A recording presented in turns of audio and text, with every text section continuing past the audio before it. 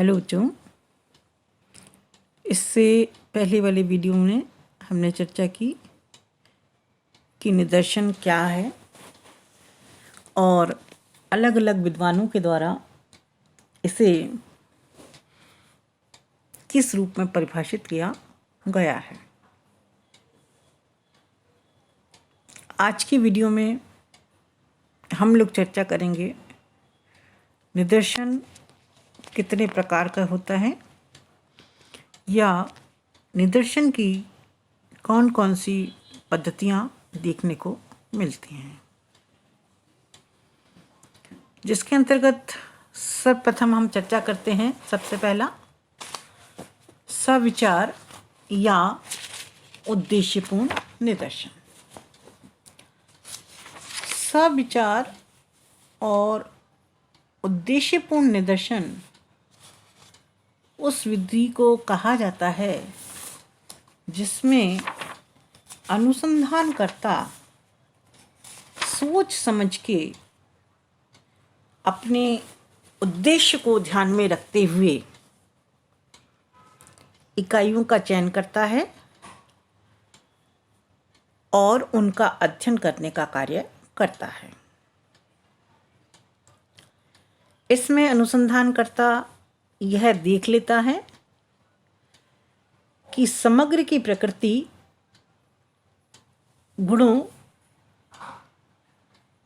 और इकाई की अपनी कौन कौन सी विशेषताएं हैं, कौन सी इकाई हमारे अध्ययन के उद्देश्य को पूरा करेगी। जब वह सोच विचार के इकाइयों का चयन करता है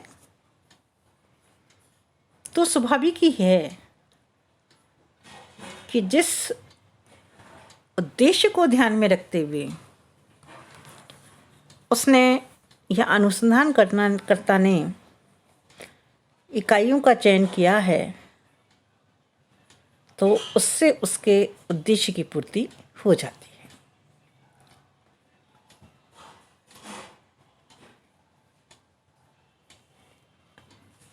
अगर हम इसके दोष की बात करें तो दोष के तौर पर यह कहा जा सकता है या सविचार उद्देश्यपूर्ण निदर्शन की कुछ कमियां या दोष यह हो सकते हैं कि अनुसंधानकर्ता को सर्वप्रथम अध्ययन की समस्त इकाइयों का पूर्ण ज्ञान होना चाहिए। अगर उसे अध्ययन की पूर्ण इकाई का ज्ञान होता है तभी वह उद्देश्यपूर्ण निदर्शन विधि का प्रयोग कर सकता है, लेकिन वास्तव में समस्त इकाइयों का संपूर्ण ज्ञान होना कदापि संभव नहीं हो पाता। इस विधि का दूसरा दोष हम ये कह सकते हैं कि जो इकाइयाँ चुनकर आती हैं या अनुसंधानकर्ता चुनता है उसमें पक्षपात जैसी चीज़ें देखने को मिलने लगती हैं। लेकिन जैसी हमारी आवश्यकता है उस आवश्यकता को ध्यान में रखते हुए हमें अध्ययन विधि का चयन करना चाहिए। दूसरा, अगर हम पद्धति की बात करते हैं तो कह सकते हैं दैव निदर्शन। दैव कहते हैं भगवान, ईश्वर की मर्जी। जब इकाइयों का चयन ईश्वर की मर्जी के आधार पर होता है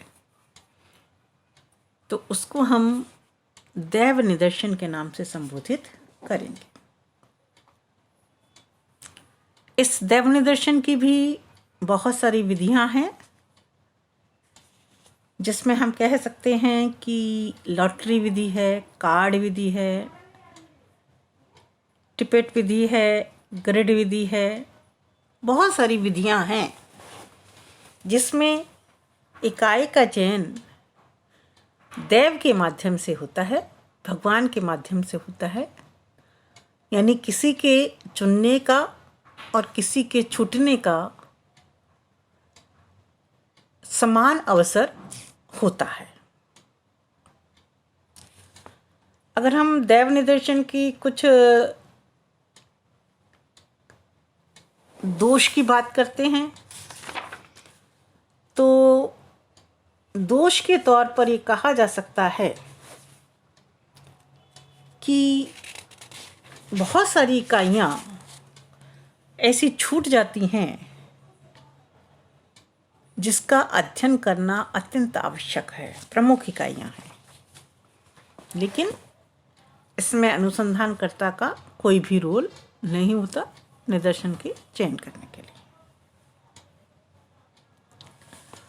दूसरा, अगर हम बात करें समग्र में, जब विभिन्नता अलग होती है, बहुत ज़्यादा होती है और समानता या सजातीयता का अभाव पाया जाता है, तो इस समय इस विधि का प्रयोग कर पाना संभव नहीं हो पाता। और भी बहुत सारी कमियां हैं, लेकिन प्रमुख तौर पर हम कह सकते हैं कि ये प्रमुख कमी है। इसके बाद हम बात करते हैं कि स्तरीकृत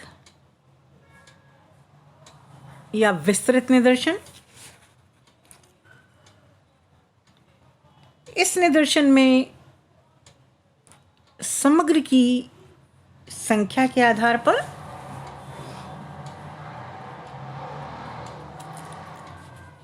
कुछ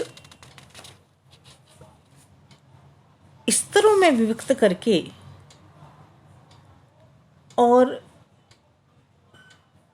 समग्र में से कुछ प्रतिशत का चुनाव करके अनुपातिक, अनुपातिक, भारयुक्त, अगर हम इनका प्रयोग करते हैं तो इसको हम स्तरित वर्गीकरण के नाम से या निदर्शन के नाम से संबोधित करेंगे।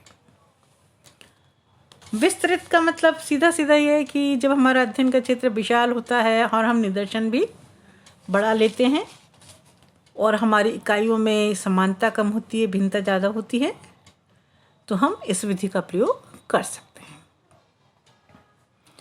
कोटा निदर्शन, पहले से हमें निर्धारित कर लेते हैं कि हमें कितनी इकाइयों का चयन करना है, उसी के आधार पर हम अपनी इकाइयों का चयन कर लेते हैं।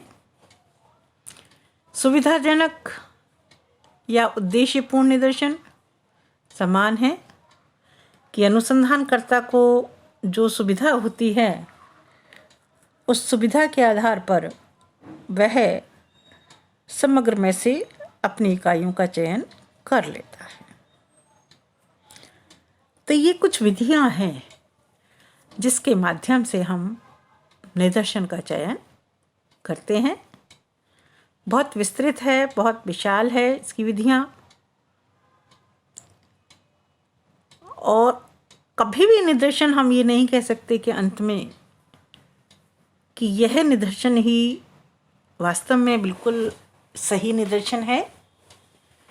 निदर्शन सदैव हमारे समग्र की समानता और भिन्नता पर आश्रित होता है कि हमारे समग्र में कितनी समानता है।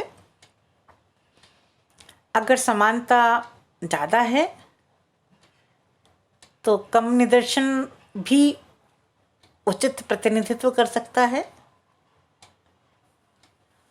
और यदि हमारे समग्र में भिन्नता अधिक है तो हमको निदर्शन का अनुपात ज़्यादा लेना पड़ेगा।